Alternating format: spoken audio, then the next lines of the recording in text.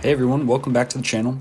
A few days ago, I made a video breaking down the mid-season 3 update and highlighting what I thought would actually matter for the average Battlefield player. Now that I've had some time to play it, I wanted to come back and answer the obvious follow-up question. Did these changes actually improve the game? I'm not going to go through every patch note again. Instead, I want to talk about what I actually noticed in real matches, what's better, what still needs work, and what casual players should be focusing on now. Because honestly, I think this update was a needed and overall a solid change of direction for the game. Nevertheless, I'll also break down where I think the game still needs improvement. So let's jump into it. The very first thing I noticed was the gunplay. Within my first round, something just felt cleaner. It's difficult to explain until you play it yourself, but gunfights feel less random, which was their intention of this update. Reducing recoil variation and tightening up weapon behavior means your gun now behaves much more consistently. So instead of hoping your weapon cooperates during sustained fire, it feels like your shots are going where you're actually aiming. And that's a huge improvement. Now, this doesn't suddenly turn Battlefield into Counter-Strike or Valorant. Battlefield is still designed to be approachable for players of all skill levels, but I do think there's a much clearer connection between good aim and winning your gunfights. And honestly, I think that's a good thing and a solid direction for the game. Another thing I noticed almost immediately was that burst firing has become much more important. Before the update, you could get away with holding the trigger down during a lot of medium range fights, and now you'll definitely notice that short controlled bursts are much more effective. Especially once enemies start getting beyond that close range engagement distance. I actually like this change because it gives players another skill to improve on. Instead of simply memorizing the strongest weapon or using the meta, you're rewarded for controlling your fire and setting up your loadout accordingly, which we'll talk about subsequently in this video. This next one was probably one of the bigger gameplay changes from the patch notes, which is that shots to the arms and legs now deal less damage. So we have these body multipliers. And honestly, I think you can feel it. Quick reaction gunfights feel much more skill based now. If you're landing shots around the chest and head, you're going to win more fights than someone spraying into the limbs. The nice thing is, the time to kill still feels Battlefield-like. It's still fast, especially for Battlefield 6. The game hasn't become overly tactical or slow. Instead, it feels like they've increased the skill ceiling without making the game frustrating for casual players. And I think that's a really difficult balance to strike, so we'll see how they update in some of these subsequent seasons. The velocity changes also stood out to me. Bullets take longer to travel now, and that means leading moving targets matters a lot more. What surprised me though wasn't using assault rifles, it was fighting against snipers. I actually found myself getting beamed less often across the map, which was starting to frustrate me before this update. Whether that's because of the reduced bullet velocity or the tighter sweet spot ranges, long-range engagements simply feel more fair than before. You still need to respect good snipers, but it feels like positioning matters more than getting instantly deleted from across the map. And now when I die from a sniper, I give more respect to that individual rather than being frustrated.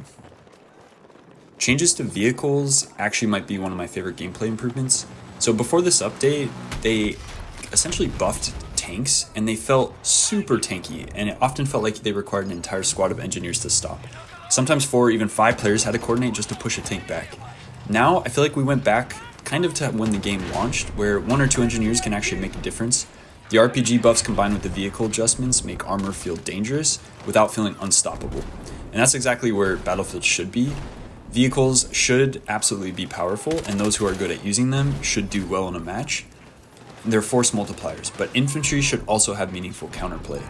A good engineer should be able to take out a tank strategically.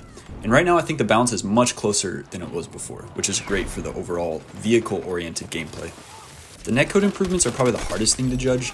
They're never dramatic, but I did notice fewer moments where I clearly made it behind cover before dying. Hit registration also feels cleaner. That being said, I still ran into matches where players with wildly different pings made gunfights feel inconsistent and less snappy. That's probably one of the big issues DICE needs to continue improving on, because no matter how good the weapon balance becomes, uneven network performance can still make some fights feel super unfair, and the gameplay just isn't that fun when you get into one of those matches.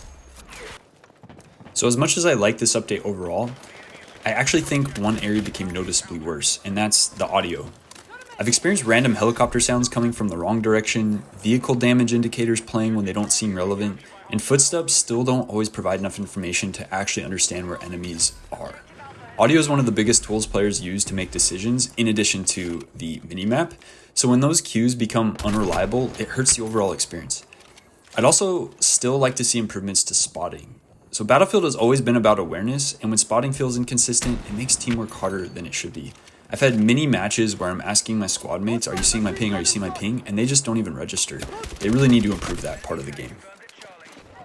Now, after discussing all the patch notes in my previous video and discussing in this video what has actually materialized into the game post-update, let's now discuss what casual players should actually care about. So if you're someone who only jumps on a few nights a week, what should you actually do after this update? First, don't immediately switch weapons. Most weapons are still perfectly viable. Instead, focus on building your loadout around the ranges you actually fight. If you're playing medium to long range, prioritize recoil control, stability, and optics that help you land accurate shots. If you're playing aggressively indoors, build for mobility, faster aim down sight speed, and handling. And finally, spend some time practicing your aim placement.